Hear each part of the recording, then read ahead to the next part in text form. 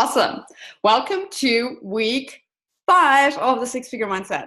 History of this module is that in the past, this has been module 5 and module 6. So it might be a bit of a longer training because I'm going to pull 2 weeks together into one training. In the past, I had a separate module for six-figure actions and six-figure habits. However, they're kind of going in a very, very similar direction. So I decided to pull those one together and give you an extra module on six-figure strategy in week 6. So we're going to talk actions and habits, basically all the doing. It's not done with the journaling. This week we're talking all the action steps that six-figure business owners or the next level version of you will actually take. Let's do a quick recap for week 4 though. How did you love week 4? I love week 4. That was all about your identity. Who do you need to become? And how can you slowly step into that version of yourself and slowly but surely become that version of yourself? Upgrading your life. Your outer world creates your inner world. So we've done upgrading your outer world. And I loved your examples. I've seen people buying really expensive magazines without feeling guilty, updating sport equipments. What else have we got? I remember my upgrades this week, which was literally not being stingy about accommodation and book the 5-star hotel. And as soon as I did it, the hotel messaged me and gave me a free room upgrade. So like, oh my God, as soon as you step into that level of abundance, you will receive it back. Seeing yourself as a leader and showing up like one. So stop being a follower. How would you show up as the leader version of yourself?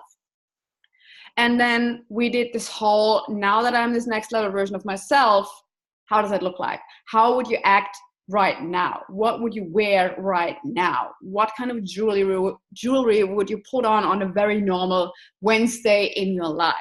What would be different that you can already apply now? Some things might be for later. Yes, living in the $5 million house or having the complete farm or whatever your big vision is, that might not be something you can step into right now. But many, many, many things we write down in our big vision and we think they are kind of reserved for the future version of ourselves and we can't do them now, whereas we actually can. You can dress a certain way right now. You can act a certain way right now. You can start thinking a certain way right now. So that's the whole concept of acting as if, and you will notice if you keep stepping into that again and again and again, it will start to feel normal. At the beginning, it might feel really uncomfortable because you're doing something new and your subconscious is like, oh, alert, alert, there's something going on that we're usually not doing, or there's usually a thought process that we're usually not thinking. But it's like reprogramming beliefs. As soon as you reprogram that this is the most normal thing in the world and you act like it, it will become the most normal thing in the world. So here's what we're going to do this week. We're going to look at six-figure actions, six-figure habits for success. What do you need to do so you can stick to your goals and actually achieve them? And along with creating the Miracle Morning practice, one that works for you, a super soul aligned one. So we will get you into flow to take inspired action each and every day. And I'm going to share with you all the money mindset habits for more abundance I have learned from my mentors. Now, these things, actions and habits, are great things to copy. I'm not a big fan of copying strategies. I don't believe that you can just copy this six-figure strategy of me one-on-one and you will get the same results. But I've had huge success with copying and applying actions that successful people did. And I noticed that they are the same. Every mentor I've been following is doing meditation, and I wasn't doing meditation. I'm like, well, maybe there's a lesson to learn here. Every single person I've been following that was really having a successful business was having a morning practice, and I didn't have one. Maybe there's something to learn from here. Every single one of my mentors that I've worked with or joined programs with had a money mindset tools and tips and tricks and actions that they were doing every day. They were basically in touch with money every single day, and I was not. So that was where I really followed. I didn't understand everything. Not everything made sense to me. I was like, why would I track my money every single day? Isn't that super frustrating if I have to write 0, 0, 0? But I just did. this is the part of this program where I would recommend that you just give things a go that seem to be done by everyone who's successful, but not by everyone who's not successful, just for the sake of seeing what actually happens, because probably that's happening for a reason. Now, here are a couple of examples that we're going to cover. 6-figure business owners act from flow. That was a super new concept to me when I started getting that information. I was more used to hard work and working from 9 to 5, and that's how it is.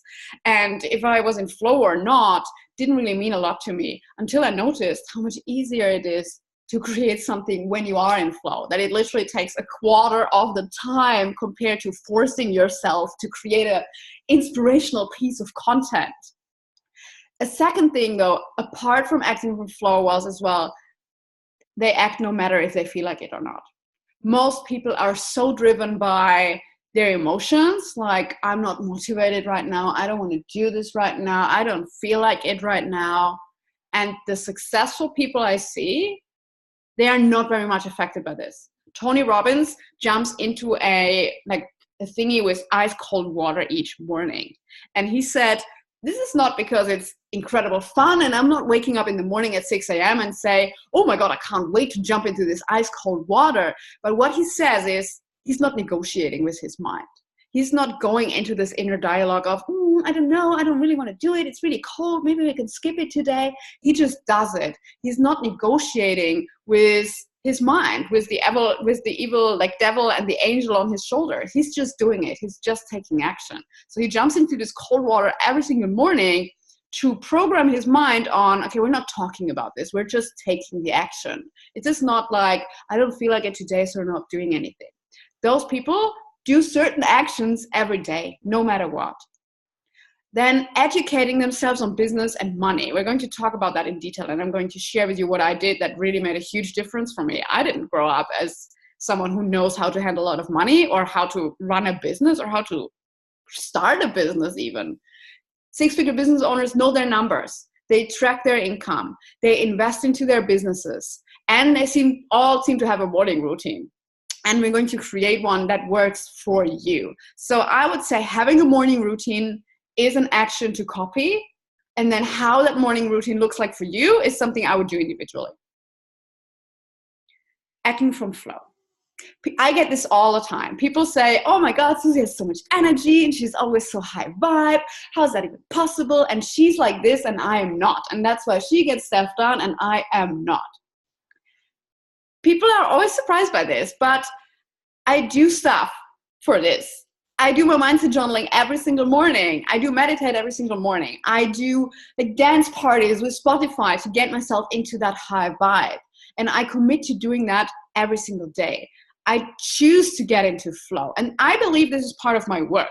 This is kind of working time for me when I start my journaling, and because I know when I'm not in flow, I can't share my message. I can't get across what people need to hear. It doesn't come easily, and it just takes 10 times longer, and it feels like hard work. So for me, getting into flow is part of work. Most people don't get that. They're like, why does Susie have 2 hours a day to do dance parties and journaling and meditation? When does she fit this in? This is part of my work schedule. This is the first part of my work schedule. My number one purpose is to get into flow, to feel like it, then share my message, and then sell something. So that's different stuff for everyone, but you need to figure out how you can get into flow or how you can change your state if you really wake up and you're like, I don't feel like it, I'm tired, I don't want to work. What can you do to get into flow and feel good? Easily. You can snap into that in a moment. If you've ever been to a Tony Robbins event, he will teach you exactly that, how you can change your state in a second. And what do you need to believe about flow and getting into flow to support this? That's something I'm going to give you as a journaling prompt. If you believe you have good days and bad days and you have no control over this is a very passive belief. That means on good days you get a lot done. On bad days, there's nothing we can do about that. We just have a bad day. You want to be in control of this. And you need to believe that you can be in control of this. I totally believe I can create flow anytime. Now, how can you get into flow? I usually, this is again a journaling exercise you get. I just keep writing. So I write in my journal, now that I'm in total super flow, I can't wait to start the day. Now that I'm in total super flow, I can't wait to jump out of bed. Now that I'm in total super flow, I get so much done. Now that I'm in total super flow, I create content easily just because I share what I want to say. So I do not even, for this journaling exercise, do now that I'm in total flow, and then I list 1, 2, 3, 4. I repeat, now that I'm in total super flow, I do this and this. Now that I'm in total super flow, I believe this. Now that I'm in total super flow. And what happens to your subconscious? What do you think is happening? Your subconscious is like, oh, we're in total flow. Oh, we're in total flow. Oh, we're in total flow. Oh, we're in total flow. So if you write 20 of those statements, try it, literally. Don't stop after 3. Give yourself that flow of actually writing a page of, now that I'm in total super flow, I feel amazing. Now that I'm in total super flow, I feel awake. Now that I'm in total super flow, I can't wait to create. I get into flow just by stating that I'm in flow. So that's a form of act as if again. Journaling, now that I'm in total super flow, and you are making a presupposition here for your subconscious mind that says, now that I am in total flow. You're not saying, now that I'm considering if today I'm in flow or I'm not in flow, to then consider if I get stuff done or don't get stuff done. You just take it as a given. Now that I'm in total super flow, now that I choose to always show up as the best ever version of myself, I finish that 20 times, 30 times. Don't stop after 3. If you feel like you've written your 3 or 5 points, ask yourself, what else? Keep pushing. What else? I'm the kind of person who always gets done her mindset work if she feels like it or not. I'm the kind of person that actually believes if I don't feel like it, I need it more urgent than on any other day. So if I don't feel like doing my mindset work, I know that's exactly what I need to do. Follow the resistance in this case. And if I feel like I'm scared to show up and share something bold, again, follow the resistance. That is probably exactly what needs to be done.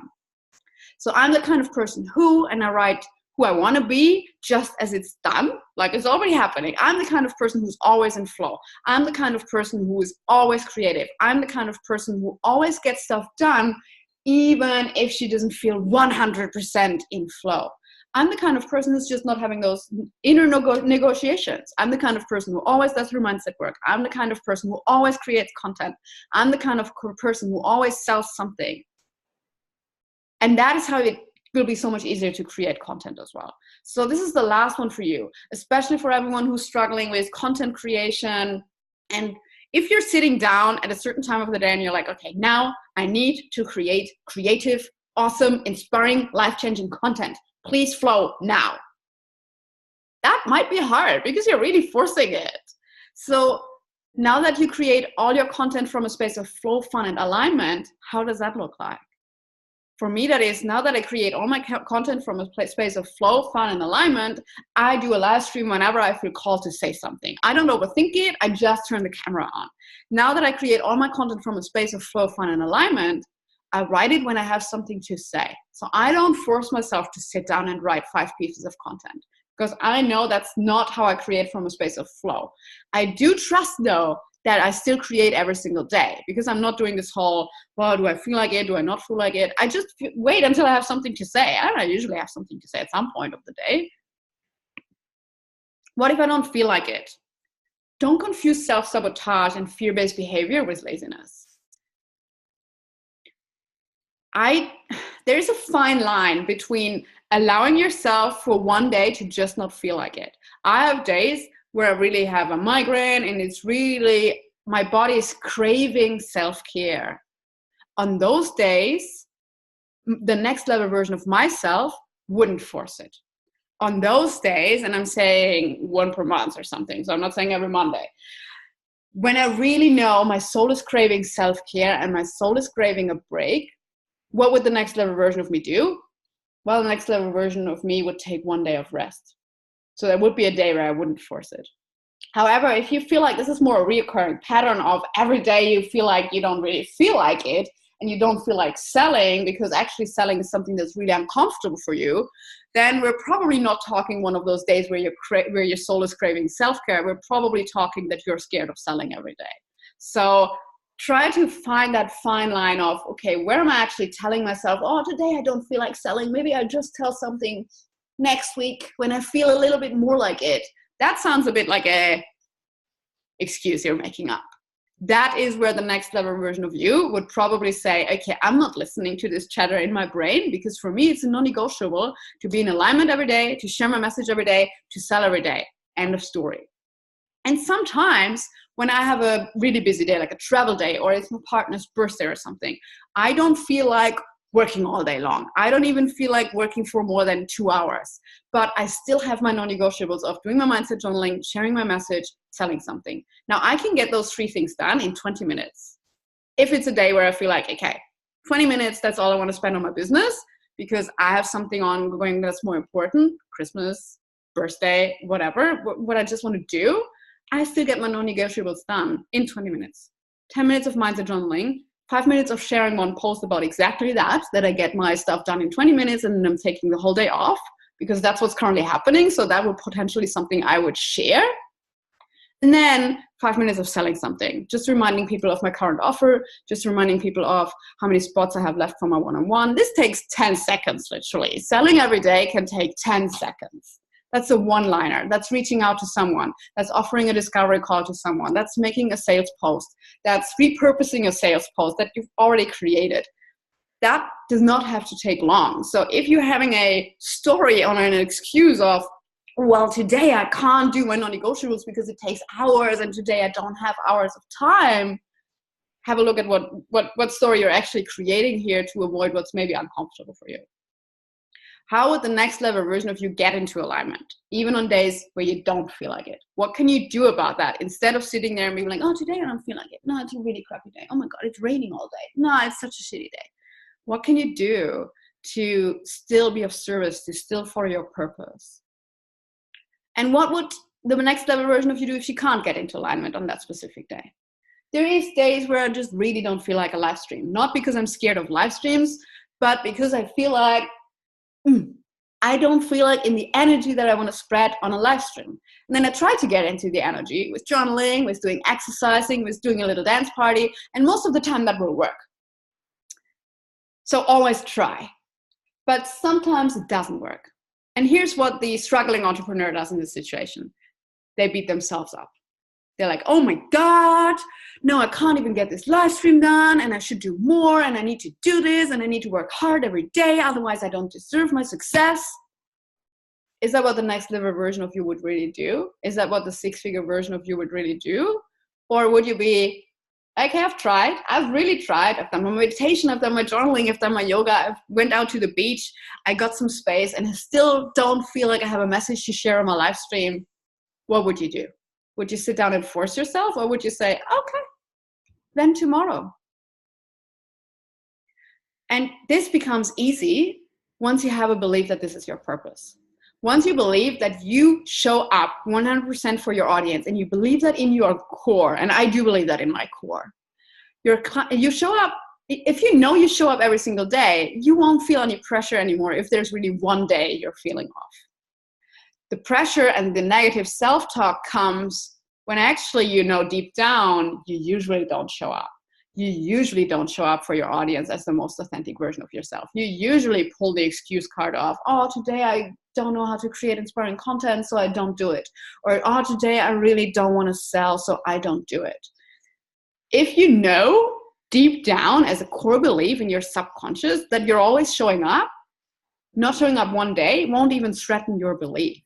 I know this is my purpose. I know sharing my message is what I do. This is not even negotiable for me. This is just a done deal. So if there's really one day where I have nothing to say, I don't even notice. I don't know if I shared something yesterday. I usually share whenever I feel like sharing, which is usually several times a day. I did a live stream yesterday, but I didn't do a post yesterday. I did Instagram stories yesterday, but I didn't do an Instagram post yesterday. I'm not even scanning anymore, like ticking off boxes where and when and how I've shared content. I just know I always share content. And if I don't post on Facebook one day, I don't notice. And it doesn't threaten anything because I know I show up all the freaking time. So I do live stream when I feel like it. I don't want to be on a live stream or on a recording like this when I really feel down or have a headache or feel like going to bed, because my energy is what transports my message. So my energy is part of this recording. My energy is part of every live stream. But I do commit to feeling like it at least 5 times per week. So I don't say, okay, I need to do a live stream on Monday morning at 8 and a Tuesday at 5 and on Wednesday and blah, blah, blah. Because sometimes on Wednesday at 5, I won't feel like doing a live stream exactly at that time. So I don't do it. I very often change topics. I don't plan my topics for live streams. I don't do on Monday, I do 3 tips on how to blah, blah, blah. I usually share what's going on for me, what's triggering me, what's bothering me, what I feel called to share. And I do commit that I do this at least 5 times a week. If that's on Monday morning or Tuesday evening, doesn't make a difference for me and my business. Now I want to talk about educating yourself. Now that you're getting for the next financial level in your business, do you know everything you need about business structure, taxes, insurance, accounting? And if you don't, you might very well self-sabotage this. You might journal all day long, I want to be a 6-figure business owner. And I was this person, don't get me wrong. I was this person that was like, I want to be a 6-figure business owner, but actually I didn't have the business structure for this. Actually, I had an Excel sheet for my bookkeeping. Actually, I didn't have any insurance. I didn't know what to do about taxes. I had no idea about those things. I didn't have an accountant. I didn't know anything about bookkeeping. I was just kind of tracking what I earned and what I spent. And that was about it. And then I suddenly got into that level of making so much money that I was completely blown away. Because I was like, I don't know what to do. I don't know how, I just didn't know what to do. And if you don't know what to do, because you don't know where to register taxes, how to pay them, which country is responsible, how the visa situation is, you will not get there. I'm telling you something secret here, don't call government. At the beginning, when I started my business, I wasn't allowed to have my own business. Visa-wise, I was only allowed to work for my company. So what I did, it was Andy's business. The first 3 or 4 months of Dream Life Deluxe, the business was Andy's. And as I only made a little bit of money, he paid taxes for that. And it was kind of okay because nobody looked at it because it was only a couple of hundreds of dollars. Do you believe that I self-sabotaged myself there from making $20,000 per month? Oh yes, because if Andy would have suddenly made $20,000 per month whilst working in his job, and he would have a website that pretty much has my face and my name on it, people would have asked questions. And I was scared of that. So we kind of had the business to make it official and to really pay taxes and do everything correct, but it was still a bit dodgy because it wasn't really registered on my name because my visa said you're not allowed to have your own business. So it was Andy's business and I was kind of helping Andy's business and so on. But it was holding me back from huge success because I was scared that if I have a lot of money, we would need an accountant, we need people to help us with that, and we would have to explain that there's a bit of a dodgy situation going on. So as soon as that changed, as soon as I got my new visa, I registered my business on the first day. I was super excited. I actually bought it from Andy because the name Dream Life Deluxe was then Andy's, and I bought it for $1 to transfer that business name to me. And from then on, I knew, okay, I can make money. It's all regulated now. We're knowing what I'm doing. And even if I make $100,000, if someone looks at it, everything is correct. That is so important. If you don't know what would actually happen if you go over a certain threshold in money, if you don't know what business structure you need, if you don't know how to take care of insurance, anything you need at your current level in your business. I currently need to look into trademarking. And is it sexy? No. Is it something I really want to look into? No. But is it something that my 7-figure business will need? Yes. So I need to educate myself on it. Setting time aside to educate yourself. The second thing I totally needed to educate myself on was money. My background and knowledge about money is this. You earn money, you put it in a savings account. You get 1% interest on that savings account.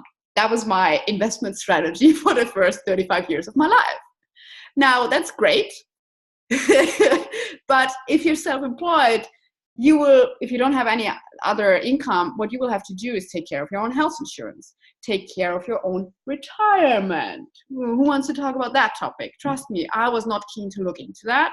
But yeah, if I will ever want to have a retirement fund, I will be the person who has to put money into this. And I didn't know how to do this in Australia because it was a new country. I didn't know anything about investing money. So if you want to make a lot of money, what are you going to do with it? Spend it all? Save it all? Or actually put it somewhere where it can work for you? What's the next level here for you? And if you feel like you know nothing about money investment, maybe that's something you would want to educate yourself on, because that's probably what the 6-figure version or the 7-figure version of you would do.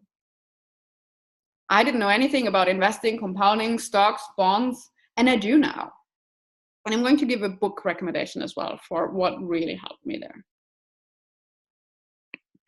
And that is this book, actually. I've read 2 books. One I probably can't suggest to you because it's an Australian book. So I did not know anything about the Australian market, about the Australian retirement system. It was all new to me. I kind of knew the German system, but not the Australian one. So I did read The Barefoot Investor, which is an Australian book about the Australian market, how to save money, how to set up a bucket system, how to invest money, how to buy your first property, all those things I knew nothing about. To first of all educate myself about, okay, I know nothing about the Australian market, but I need to because I want to have a business and my finances in Australia. That was very, very important for me to educate myself. It was reading 1 book, and that's it.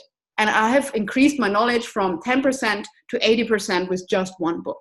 Now you can keep reading to educate yourself from the 80% to 85% to 90% to become the financial expert. I don't feel like I need that. What I really wanted to feel safe was understanding the Australian market, understanding the Australian retirement system, and understand the Australian business system. One book that I would recommend for you wherever you are, even though it is a bit American focused, is the Tony Robbins book, Money Master the Game. It's not sexy. I've been procrastinating. It's that thick. It's that thick of a finance book. But it is explained very, very well for people like me. So I thought it's actually a finance book for finance people, but it's not. It's a great book for you, me, people who want to learn how to grow money, how to invest money, how to use retirement funds, and what stocks to invest in, all those kind of things I've learned from this book. It took me a couple of weeks to read through, but what I committed to is the next level version of myself would spend 15 minutes a day or 20 minutes a day or 30 minutes a day to educate myself, to make consistent progress. So I was reading this book whilst I was reading fun books. This was kind of not the book that I always wanted to read at the beach for hours and hours because it's a lot of processing. This is proper education. But I committed to spend 20 minutes each day to educate myself on money. Not on money like abundance mindset, but on money, what do I do with it? How do I get it? How do I keep it? What should I do to have retirement? All those things that we love to not look at, because it's uncomfortable, especially if you feel like you're really not an expert in this. But educating yourself, you don't have to become an expert at it, but it will make you feel ready for this. It will make you feel ready for money coming in because you will know what to do with it. And if your subconscious doesn't feel ready for that, and it's like, oh my God, I don't even know what we would do with $10,000. For sake, I wouldn't know what to do with $100,000 or with $1 million. You will not attract it. I've played poker when I was 24 or something, and I was in a tournament where the winner got $1 million. That's not correct. It was 800,000 euros, but it was a crazy amount. My brain could not process this. Absolutely not. And I was only thinking, I wouldn't even know what to do.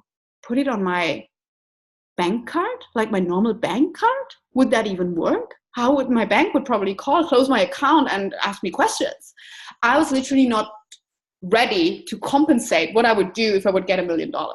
And that is why many lottery winners lose all their money, because they don't know what to do with $10 million. They don't know how to manage money. So if you want to get to the next level financially in your life, you need to get ready for this. You need to get into a state of having basic knowledge so your subconscious isn't scared of it. So your subconscious doesn't sabotage your success. And the second thing I want to show you here is business structures. Now, again, that will be different in every country. That's different in Australia than in America, than in Germany, than in Indonesia. But you need to have a basic understanding of it. I had no understanding of this. All I understood at the beginning was the easiest thing is I can't even pronounce this, proprietorship, where basically you are your own business and that's it. You use your private bank account, you have money coming in, you are your brand, and that's it. You don't have a company, basically. And that was all I could wrap my head around. I was looking into how to create a limited liability company, and it seems to be more complicated in Australia than in America from what I see. Or I don't know, I'm not American, but it seems to be relatively easy to create a company in the United States. compared to the process that was involved and the money as well. It was a big investment in Australia to actually create a company. So I didn't look at that for a long time. I was like, okay, I'm going to do this as a sole trader. I don't have a company because I don't know how to run or create a company. And I did that until I had a six-figure business. My six-figure business was a sole trader business. Now, there is a certain point in your business where, for reasons of liability and for reasons of tax advantages as well, this doesn't make sense anymore. And I have overstepped that stage big time because I was scared to looking into it. And because I was overseas and they said, well, you have to be in Australia to sign all the things. And I was like, wait, I'm on a 2-year round the world trip right now. So not happening. When I came back to Australia, that's the first thing I did, creating a company. And again, it was slightly overwhelming. I signed stuff where I don't even know what I've signed, but I found a great accountant who can help me with it. So the accountant did the paperwork, she explained the basics to me, and she basically said, sign here. And I'm the only director now of my own company, which means the company owns the money. The company spends the money. The company pays me a salary. And if anyone ever sues me, they sue the company. So I wouldn't be liable with my house or whatever. I don't have a house, but it's about liability as well. Now, educate yourself on this. I had to do it. It's not sexy, but the six-figure version of you would probably know what you need to do and when you need to do certain things. I did a workshop for that. In business, there was a how to start your business workshop in Sydney. And I went there 2 years ago. And they, for example, said, once you make $75,000 per year, you need to register for an additional tax, which is GST, and it works like that. And I only heard, once you make $75,000 per year, and I looked out of the window because that didn't sound like it's going to affect me anytime soon. Like $75,000 per year. Well, if I get there, I can look into that. What do you lay down? I didn't listen. And it's complicated. And we tend to block when things get complicated. We don't want to look at them. We just want to be like, no, I can't hear you. I'm just a digital nomad from the beach. I don't know. And the day came where I made $75,000 a year. Fast.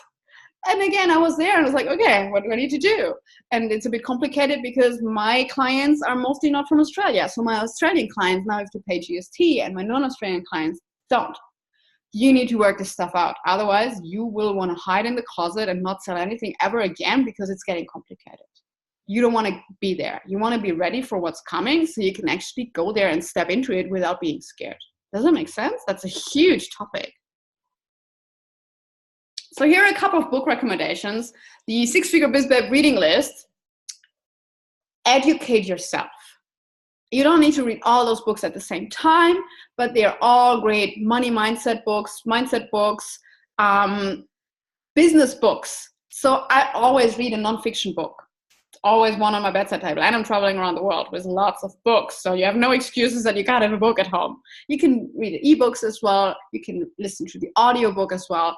But here's a list of great books that will actually help you get into the mindset and strategy and knowledge of a six-figure business owner. And I'm going to give you a gift as well, actually. I don't know if you've read this. I think every single person should have read this in their life. Think and Grow Rich by Napoleon Hill is one of the money mindset books on basically how do people think and grow rich. So you can copy them. You can copy their habits. You can copy their thinking. You can copy their beliefs. I'm going to give you this as an ebook for free as part of the course. So in your PDF with your workbook, you will have a link where you can download this and start reading for free. There's literally no excuses as like, oh, I can't buy books in Indonesia at the beach. You get this free book. You can get started right away, educating yourself on thinking and growing into a rich person. Know your numbers. Again, it's a process. When I started working with my current coach, they asked me numbers that I don't track. I mean, I do track my income and I do track my profit, but they were like, okay, what are your biggest income streams? What are your top 3 income streams in regards of profit during the last 12 months? And I didn't know that, which is not good. Successful CEOs know that. They know their numbers. Do you know how much money you've made in your business 2 days ago? Or would that question be like, ooh, okay, maybe it's 0 and then it's easy. But if you're not tracking this, you would not know. Do you know your profit from last month? Profit, not income. What's left? Do you know how you're going to reinvest, spend, save your money? Do you have a certain percentage?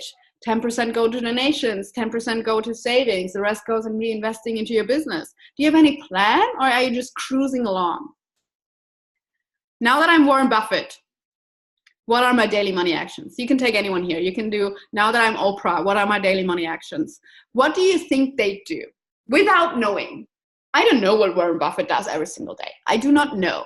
But if I would have to give it a guess, because I would get a journaling prompt like this, now that I'm Warren Buffett, what are my daily money actions? I assume that Warren Buffett looks at his money every single day, that he knows how much he has in the bank, that he knows how much debt he has, that he knows that, I don't know, the stocks he invested to, if they go up and down.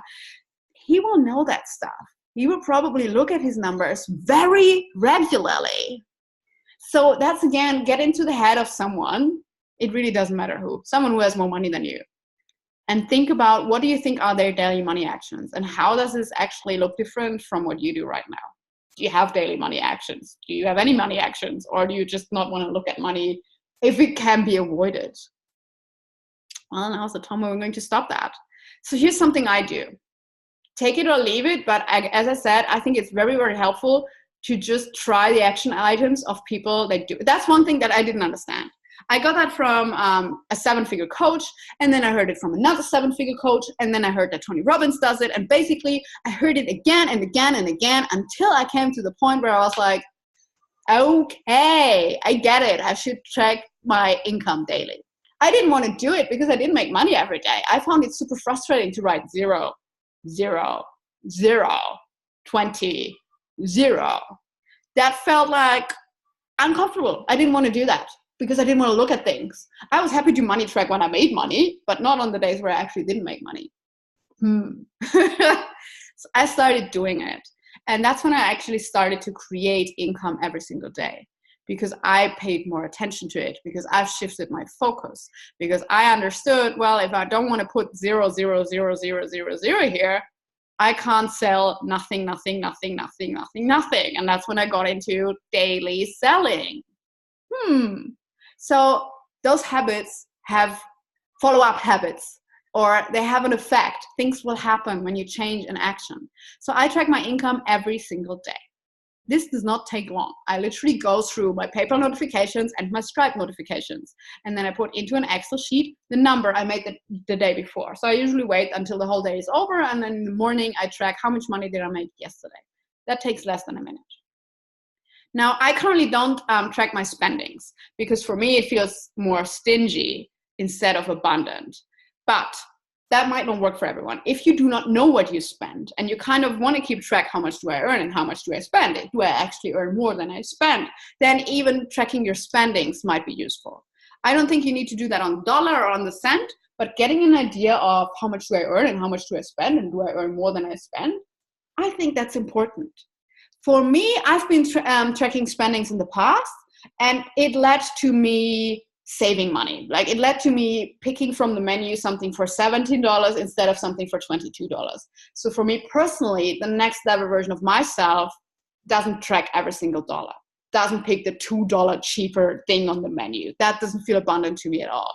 So what I did, or what I do, is I track my income every single day. I don't track my spendings.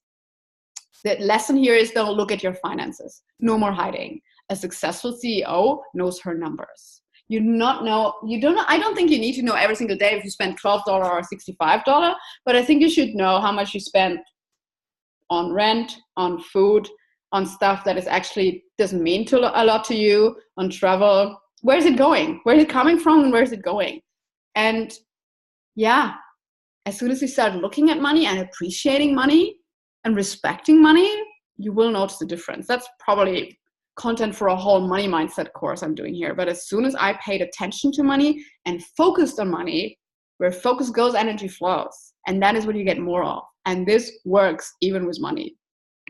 This is my tracker. So I do this in Excel. Super easy. I do put my goal. So my goal is currently $30,000 per month. And I put that here in the left column. And then on the right column, I track my income every day. Each time you have money come in, enter this in the column. So you will see at the same time, I see how far I am from my money goal.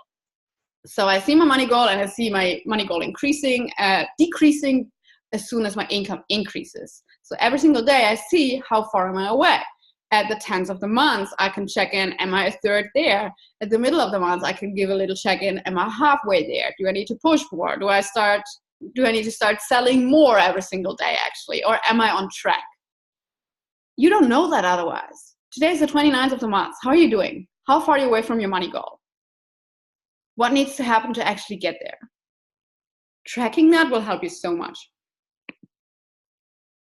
Now, here's another thing I do. And I don't do this daily, but I do it weekly or every 5 days, maybe.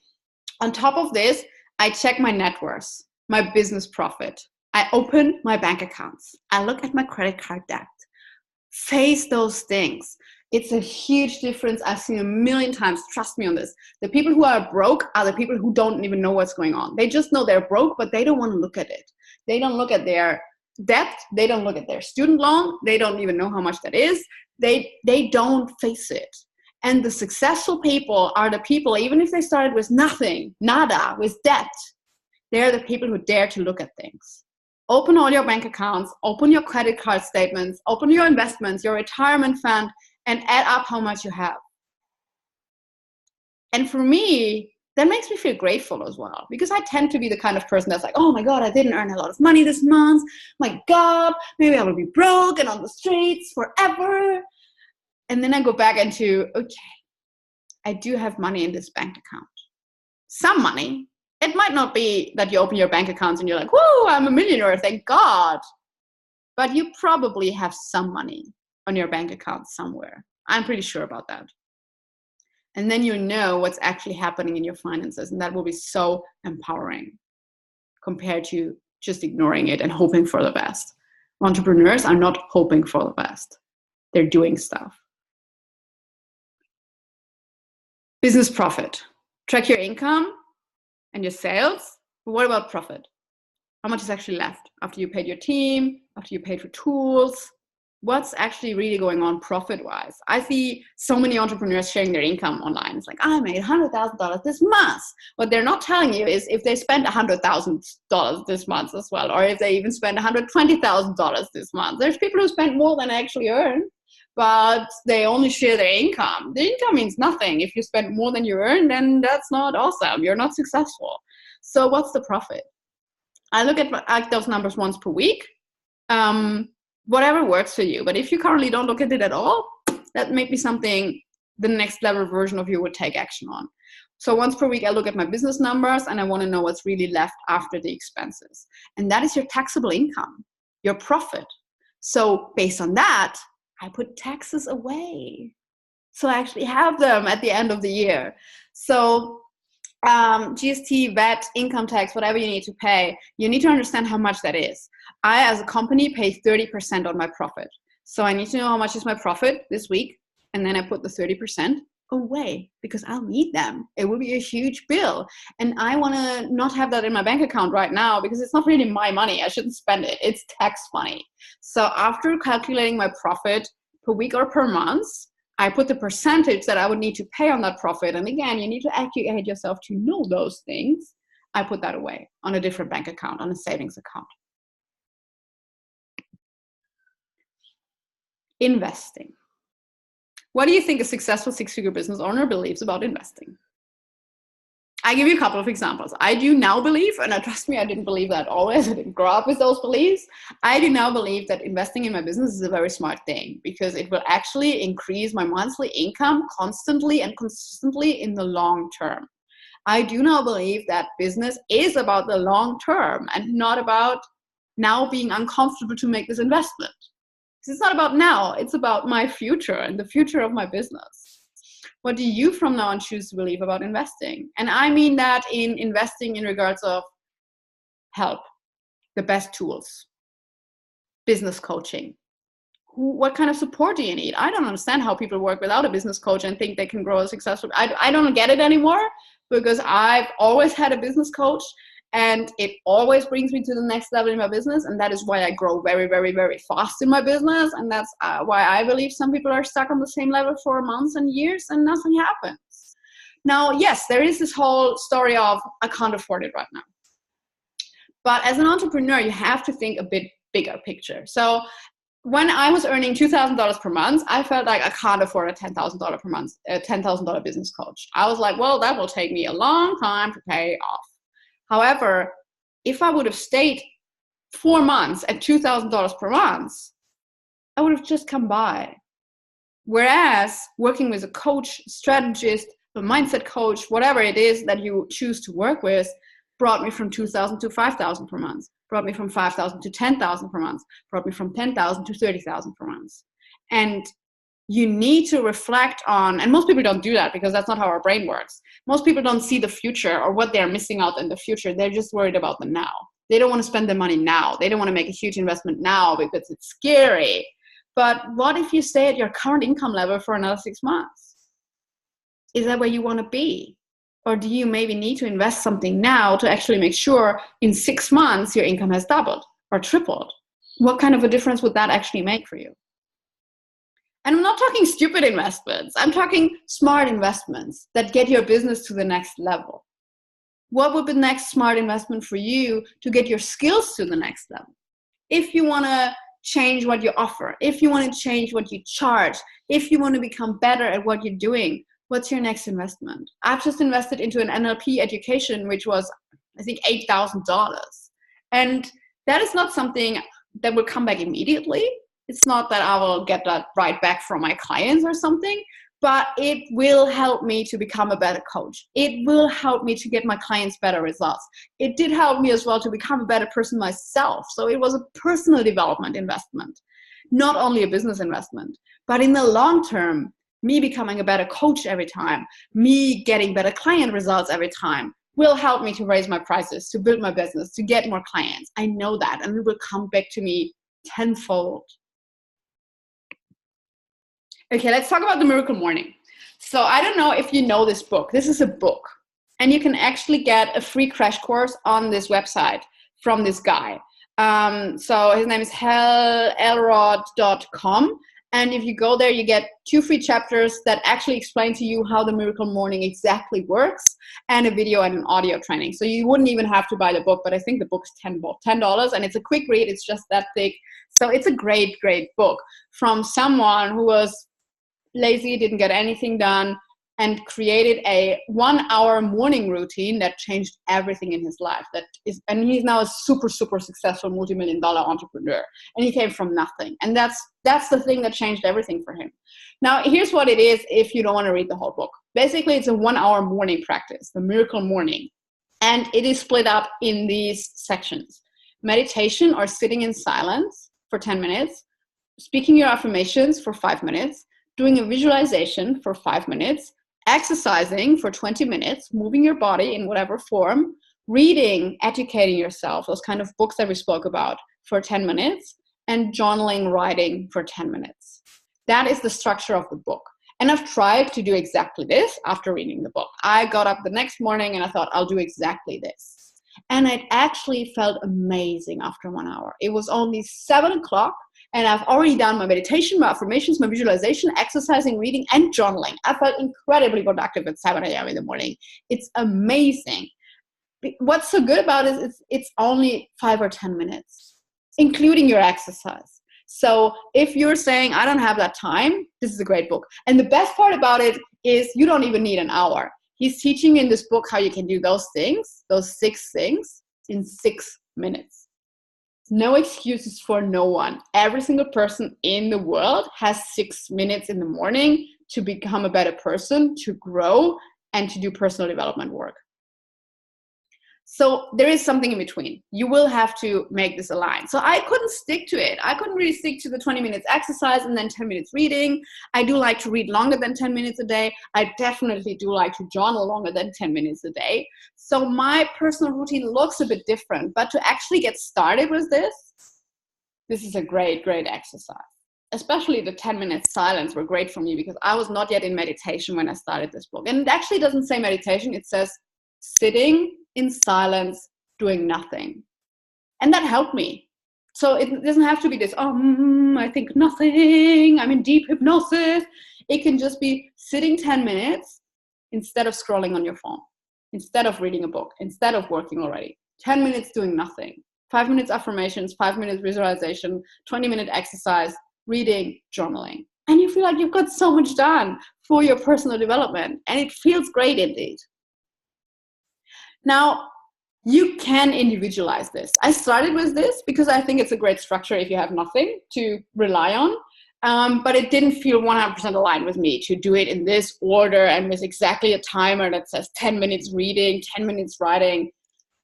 Again, you tap into the next level version of yourself here.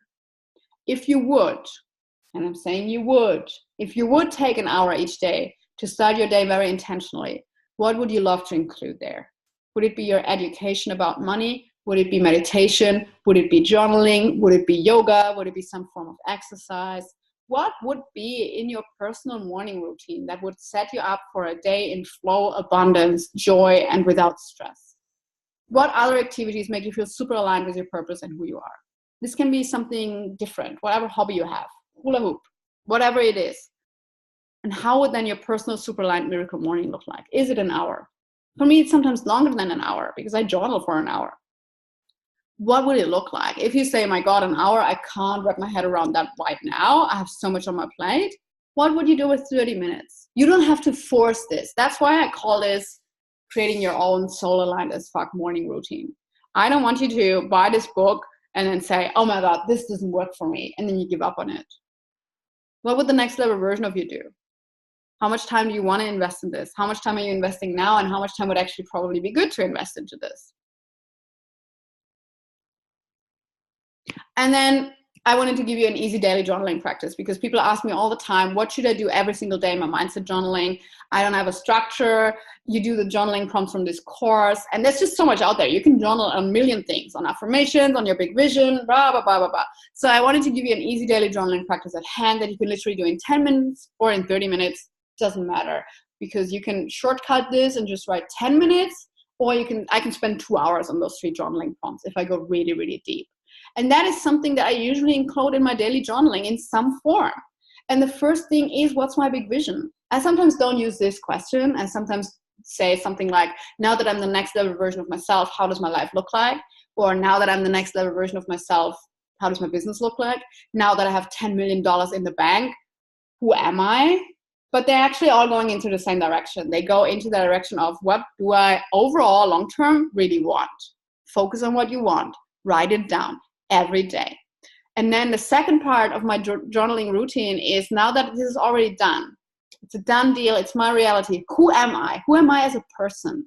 What do I believe? What do I do? What do I wear? What do I say? What do I think all day?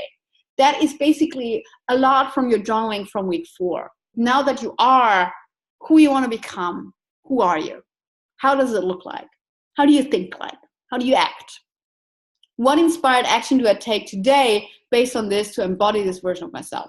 That is when it comes to action. That is how you can make sure you take action based on this new version of yourself every single day. That's a one-liner in my journaling, yeah? What inspired action do I take based on this? Now that I know who I am, what I believe, what I wear, what I say, what I think, what can I do today to become that person, to embody this person, and to feel like this person? And then you want to take at least one action each day. That can be how you dress. That can be that you educate yourself on the business topics we've been talking about, on the money topics we've been talking about. That can be anything. And it usually will come to you at the end of this journaling, because what you've done is you got yourself into alignment with what you want. You got yourself into alignment with what you want to believe, who you want to be. And after this journaling, you want to ask the question, what inspired action do I need to take today? And those intuitive hits, I would follow them. They are gold because they come from the highest version of yourself. If you just ask yourself in the morning after you're grumpy, what inspired action should I take today? It will not have the same inspirational effect. It will not come as deep from within as if you tap into the highest version of yourself first. Now, here's what I tend to do after watching a module like this. I would probably write down 20 things that I want to change in my life right now.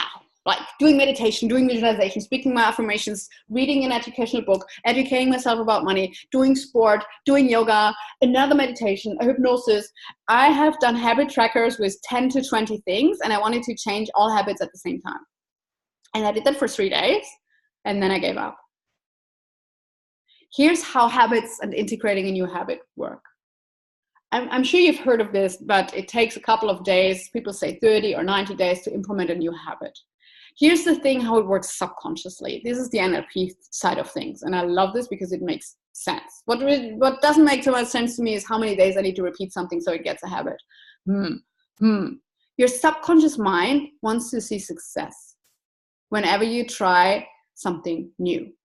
So you need to include rewards. If you're the kind of person that beats themselves up if something doesn't work on the first day, your subconscious mind will be, oh yeah, we tried this new habit, but actually we thought we suck at it, we're not successful at it, and we really had a negative feeling about it because it didn't work out so well. Do you think you're going to be super keen to do this again tomorrow, the day after tomorrow, and the day after tomorrow? No, because your subconscious mind will be like, oh yeah, no, that didn't feel good. I don't want to do this again. You need to include a reward for your subconscious mind. So that can be something really simple, like being really proud of you for trying one new habit one day. So you have to pat yourself on the shoulder all the time. Like, great job, Susie, you meditated today. Great job, you did your journaling today. Great job, you read a book today. Great job, you took time to work on your business today. Great job. You have to praise yourself all the freaking time. So your subconscious is like, okay, we're doing something right here. This is kind of good. Let's do it again. So try to pick 2 or 3 new habits, not 20. And try to get into those 2 or 3 by rewarding yourself. So I use a habit tracker. I love to do habit tracker and then really add 2 new things. So doing daily meditation and tracking your money every day, whatever you want to pick from this module. And then do this for a week or 2 and just be proud of you that you implement a new habit. And then you can add another one. You can always add new stuff, but it's much, much easier when one thing becomes normal to add another new thing instead of trying 20 new things. 20 new things is never going to work, which will make you feel like crap, which will make you demotivated, which will make your subconscious mind say, you see, we never get into new habits. There you go. Now you found your piece of proof why it's not going to work for you. And that's what's going to repeat itself then. So trick it. You have to trick your subconscious mind. You have to be like, okay, we're going to do 2 or 3 new things, and we are going to be awesome at it just for the sake of us doing it. And the better it gets, the better it gets. Homework. Your workbook and your journaling prompts, of course. Then I want you to create your own personal morning routine. Share it in the group with me because I'm super curious to see what you come up with, and stick to it during the next 7 days. Give it a serious go. Try for 7 days, no matter if you feel like it or not, and see what actually comes out of it for you. Then I want you to decide on which topics you want and need to educate yourself on, and how much time you can invest every day to do so. What kind of books can you get from the reading list that I have in this module? Where else can you educate yourself? What are the topics you really need to educate yourself on? I know there's a couple of people that listen to a lot of podcasts, all the podcasts, but are they more entertaining podcasts, or are they really educating yourself? Are you really smarter at the end of it about business, about finances, about money? And I want you to know your numbers. So create a system or a sheet to track your numbers. If you don't have an Excel sheet of some form yet that's doing that, part of your homework is to create this. So you can either do just the daily money tracker that I have, or you can create a system where you track your wealth, your profit, whatever number you decided you need to keep an eye on. So that's part of your homework as well. And next week, we're talking strategy. So how can you step into the next level of your business with 6-figure strategies, pricing techniques, attraction marketing, selling your offers with convictions? What are really the hard facts and figures, the strategy part of scaling a business to the next level? I'm going to give you that, and I'm going to help you as well to create a scalable business model. So one that not only works from here to here, but that works further beyond. It can't have a roof on its top. If you put a roof on the top, you will get to the roof and you will be stuck. So how to create a scalable business model. I'm looking forward to that. Thanks for watching. And yeah, talk to you in the Q&A session.